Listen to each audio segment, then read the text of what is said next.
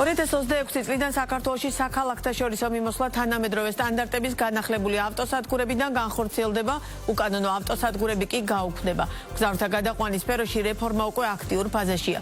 რამდენმა გადამზიდავმა აიღო ამ დროისთვის საავტომობილო სამგზავრო გადაყვანისთვის საჭირო სპეციალური ნებართვა და რა შეიცვლება მგზავრთა გადაყვანის სფეროში. მარი მელიქიშვილი გვერდება ახლა პირდაპირ ეთერში თემის დეტალებით. გამარჯობა, მაია, მივესალმები ჩვენს მაყურებელს. ქვეყანაში საქალაქთაშორისო მგზავრობა ქაოსური და საფრთხის შემცველი აღარ იქნება და უახლოეს პერიოდში ის თანამედროვე სტანდარტებს დაექვემდებარება. ასეთია საავტომობილო ექსპერტების და ასევე საქართველოს სახმელეთო ტრანსპორტის სააგენტოს მოლოდინი, რომელიც ქვეყანაში მგზავრთა გადაყვანის რეფორმაზე მუშაობს. როგორც ჩვენთან საუბარში სააგენტოს დირექტორი ლევან გამყრელიძე აცხადებს, რეფორმა უკვე აქტიურ ფაზაშია შესული და სავარაუდოდ 2026 წლიდან საქართველოში მგზავრთა გადაყვანა თანამედროვე სტანდარტებისა და ინფრასტრუქტურის ავტოსადგურებიდან მომსახურების მაღალი ხარისხით განხორციელდება.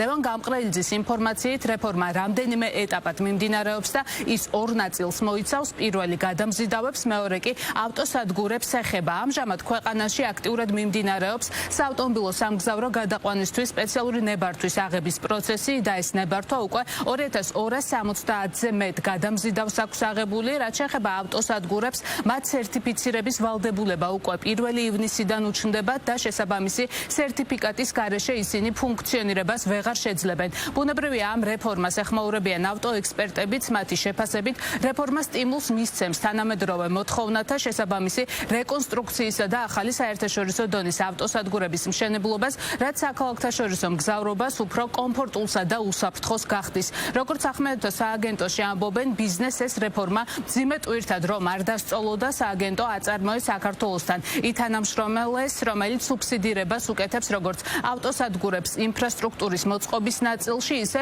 გადამზიდავებს ეხმარება M3 კატეგორიის ავტობუსების შეძენაში, რადგან 150 კილომეტრზე მეტი დაშორებულ პუნქტებს შორის მგზავრების გადაყვანა მიკროავტობუსებით აიკრძალება და მხოლოდ დიდი ავტობუსებით განხორციელდება.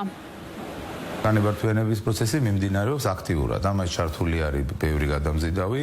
ისინი, ვინც რა თქმა უნდა აკმაყოფილებენ იმ სტანდარტებს, რა სტანდარტები ჩვენ შევიმუშავებთ, განებართვენებულია, როგორც მოგახსენეთ, 2270 გადამზიდავი. აქედან შიდა რეგულარულზე გადამზიდავებზე უმეტესი ნაწილი არის საქალაქთაშორისოზე, ასევე არის საერთაშორისოზე განებართვენებული ბევრი გადამზიდავი და ეს პროცესი კიდევ ერთხელ გრძელდება. რაც შეეხება ავტოსადგურებს, ივნისიდან დაიწყება უკვე მათი ლიცენზირების პროცესის დასრულება, უკვე უნდა კონდეთ ავტოსადგურებს ლიცენზირება აღებული, მაგრამ ეს პროცესი დაწყებული არის, რამოდენიმე ეტაპს მოიცავს მათი ლიცენზირება. მათ უნდა შეიტანონ ადგილობრივი თვითმმართველობის ორგანოში, მუნიციპალიტეტებში, რომ ნებართვა აიღონ და ვიზუალიზაცია შეათანხმონ ადგილობრივი მუნიციპალიტეტებთან, შემდეგ ადგილობრივი მუნიციპალიტეტების სივრცის დაგეგმარებასთან გაევლიან ამ საკითხს და შემდეგ უკვე დადგენილების მიხედვით, როგორი უნდა იყოს სტანდარტებში, უნდა ჩაატარონ ექსპერტიზა. ეს პროცესები რამოდენიმე ქალაქში დაწყება, დიდ ქალაქებში დაწყებულია, როგორც ჩემთვის არის ცნობილი. ჯერ არ არის არც ერთი ლიცენზია ჩვენს მიერ გაცემული, იმიტომ რომ სტანდარტებში უნდა იყვნენ და ჯერ ჩვენთან, ჯერ სახმელეთოდან არ არის, მაგრამ ეს აქტიურ პროცესში მიმდინარეობს. დღეს ჩვენ გვაქვს ჯერ კიდევ რეალობა, რომ ფუნქციონირებს ეგრეთ წოდებული უკანონო ავტოსადგურები, ეს ეგრეთ წოდებული ასევე ხიშნიკი მძღოლები, ანუ ბევრი რამ დღეს კანონიდან გასულია გარეთ. ამიტომ ამის მოწესრიგება არის გარდაუვალი აუცილებლობა პირველ რიგში საგზაო უსაფრთხოებისთვის. მეორე მხრივ ის უბრალოდ არ შეესაბამება დღესდღეობით დღეს არსებული სისტემა იმ გამოწვევებს, რომელიც დგას ჩვენს წინაშე, გარდა საგზაო უსაფრთხოებისა არის უკვე მგზავრების კომფორტზე ორიენტირებული და თუნდაც იმ ორგანიზებული უნდა იყოს მგზავრობა უსაფრთხოდ და კომფორტულად. ამიტომ ამ რეფორმას, რომელსაც არასამთავრობო სექტორი წლებია ვითხოვთ სახელმწიფო სტრუქტურებისგან, აქვს ძალიან დიდი მნიშვნელობა. რაც შეეხება დღეს არსებულ გამოწვევებს, რომლებიც მგზავრთა გადაყვანის სფეროს რეფორმის მიზეზი გახდა, როგორც სახმელეთო ტრანსპორტის სააგენტოს დირექტორი, ისე ავტოექსპერტები ყურადღებას უსაფრთხოების ნაწილზე ამახვილებენ და ამბობენ, რომ დღეს მგზავრობა ხშირ შემთხვევაში გაუმართავე ავტოსატრანსპორტო საშუალებებით ხორციელდება, რომლებიც ტექ ინსპექტირებასაც კი ვერ გადიან. ამჟამად ქვეყანაში არც ავტოსადგურების ოფიციალური რაოდენობაა ცნობილი და არც მძღოლების, შესაბამისად უცნობია მათი კვალიფიკაციაც, ასევე ჯანმრთელობის მდგომარეობა. რაც შეეხება მგზავრთა გადაყვანას როგორც ბიზნესს, ექსპერტების განმარტებით დღემდე ეს სფერო არის ჩრდილოვანი ეკონომიკის ნაწილი, რადგან არაფერი არ რეგულირდება ამ სფეროში, უფრო მეტიც ბაზარზე სრული ქაოსია და ავტოსადგურების გვერდისავლით მგზავრთა გადაყვანის შემთხვევებს სისტემური ხასიათი გააჩნია. ბიზნესის ნაწილში და ეკონომიკის ნაწილში ეს არის კანონს გარეთ გასული თლიანად ჩრდილოვანი ასე ვთქვათ ეკონომიკა, რომელიც ეს არის ბიზნესი, თუმცა მას სახელმწიფო ასე ვთქვათ ვერ არეგულირებს, საერთოდ უცნობია მგზავრობის ტარიფები, საერთოდ უცნობია ვინ რა გადასახადს იხდის, ასევე ძალიან ბევრი ინტერესთა კონფლიქტია, მათ შორის მაგალითად იგი ავტოსადგურები, რომლებიც ერთგვარად უნდა აკონტროლებდეს მგზავრთა გადაყვანას, თავად არის მგზავრების გადაყვანით დაკავებული.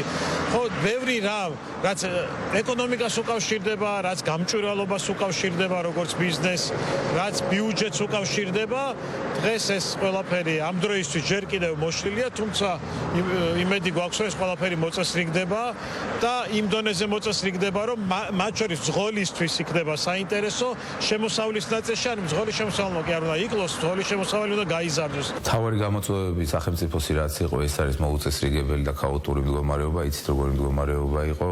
ეს იყო გაუმართავი ავტომობილები, გაუმართავი სამარშრუტო ტაქსები, ასევე ქაოტური მოძრაობა, რომელიც საათზე სად გახვიდოდი და როდის მიდიოდი თქვენ არის ჩვენი პრიორიტეტი და კანონის პრიორიტეტი და ჩვენი სახელმწიფოს პრიორიტეტი არის პირველ რიგში უსაფრთხოება, შემდეგ არის კომფორტი და ტურიზმზე მორგებული ინფრასტრუქტურა თავიდან ბოლომდე მაქსიმალურად ყველა ავტოსადგური იქნება ისე მოწყობილი, რომელშიც ინფრასტრუქტურა იქნება გამართული, სადაც იქნება მოსაცდელი ადგილები, სადაც იქნება სველი წერტილები, ასევე ბაქნები, შეშემო პირებისთვის ადაპტირებული იქნება და ყველაფერი ეს. პირველ რიგში არის უსაფრთხოება, შემდეგ არის კომფორტი და მგზავრს ეცოდინება თუ რომელ დროზე, საიდან უნდა გავიდეს და რომელ საათზე იქნება სიტყვაზე მაგალითად ავიღო დაჭარაში.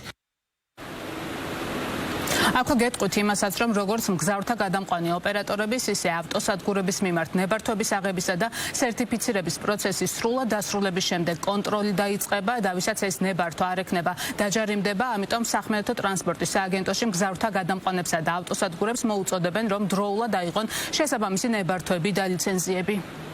ძალიან დიდი მადლობა, მარი მელიქიშვილი საუბრობდა ბიზნეს პარტნიორის პირდაპირ ეთერში.